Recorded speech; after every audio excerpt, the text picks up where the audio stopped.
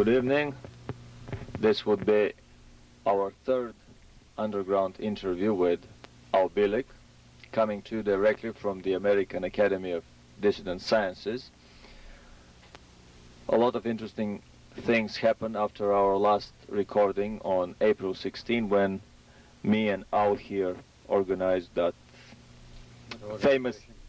famous academy, the most famous academy in the world, the American Academy of Dissident Sciences. There were several conferences that we both visited. Also, we released the first tape from that recording, the second underground interview with Alem Bielekiem, which is a discussion on the Philadelphia experiment, Nazi mind control, nukes, saucers and drugs, Illuminati bankroll the rise of the Bolsheviks and Nazis to power and secretly transfer military technology to them. Also, we talk about catastrophic ecological effects of the first nukes and hydrogen bombs. And finally, and probably this is the most interesting part of the whole tape, is Wilhelm Reich mind control experiments in the underground labs here in the United States. Some other tapes that we have here are, well, finally we prepared the tape on the Alternative 3 film. It contains the full 1-hour film, a crystal clear copy that we got straight from England, and a 1-hour lecture that I did at the First World UFO Conference in Tucson, Arizona in May of '91. And the third tape that we have here is on my favorite topic, the close encounters of the Foo Fighter kind. Research and development of anti-gravity in Nazi Germany during the Second World War, and subsequent research of superpower alternative space programs. I'll be very glad to, if you can tell us all some new interesting developments that happened to you in the last month or so, and then we'll go on with our interview about the Phoenix Project. Okay. There have been, since the April 16th date, a few more developments. Of course, I've been digging in on my favorite subject, the Philadelphia experiment, and some additional data has come to light. One of the items, which is probably of interest to those who are interested in the movie that was produced entitled The Philadelphia Experiment, finally a copy was sent to me of an article entitled On the Set of the Philadelphia Experiment. And this is a Xerox copy, of course, but it does show that there was extensive work done, about 5 years of preparatory work, including about 6 screenwriters, and they finally came up with the full story as they eventually released it, and some information about the various actors. As the Navy wanted it to be released? Possibly, possibly not. They got absolutely no cooperation from the Navy during the days of shooting. They had to find literally a naval museum in the southern states to find a ship which they could shoot on. It was the backdrop for the Eldridge. They did eventually. And of course, when they went out to the other terminal, which should have been at Montauk, but in the movie was shown as the air base, the old abandoned air base in Utah, that particular location, back in 80-81, I had visited many times and had all of the buildings left from World War II, all the hangars, etc. So Doug Curtis comes up to the town fathers and says, we want to shoot part of our film here.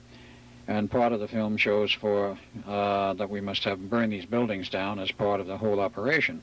Do you mind? The town father says, not in the least. I'm glad to have you burn them down because we want to get rid of them anyway. So I went over Utah's air base. It finally was stripped of its old air hangars. And when I was through there in 85, 86, I noticed they were all gone. And they have some nice, shiny new office buildings there because the city of Wendover, Utah, went and moved in and built all new office buildings and converted the base to what they wanted. But the article is most interesting in that it shows a real history of the film. And I'm still digging in on this to find out the full history and where the original ideas came from. That is still not very clear. The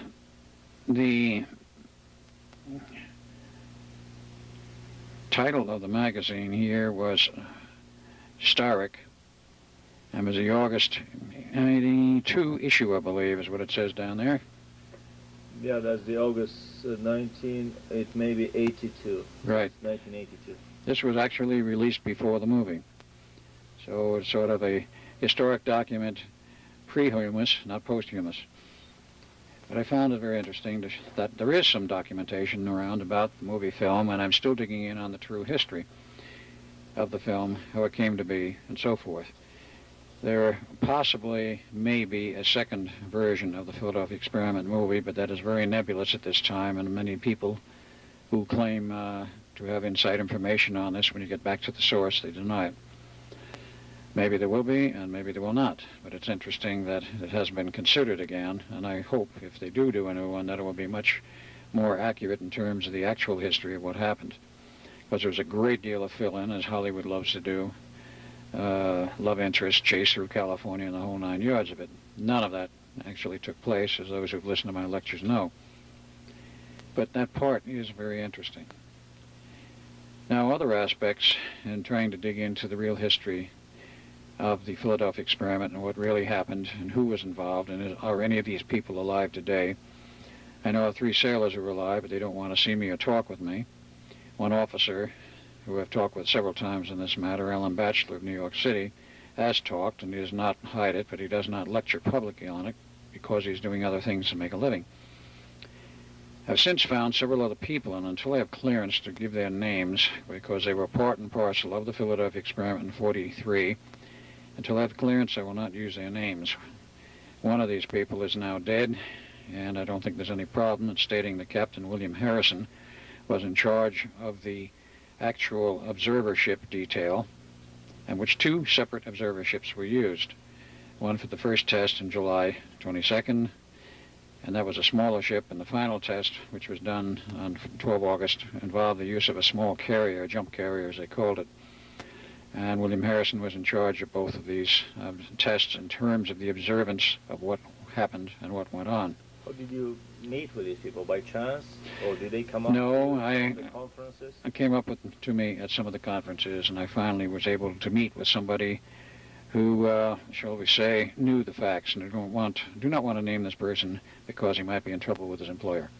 I've discovered the same thing, that in such conferences one can get the most interesting information from totally unexpected and always totally unexpected people that come to you with right. literally jewels, with gems of information. Gems of information.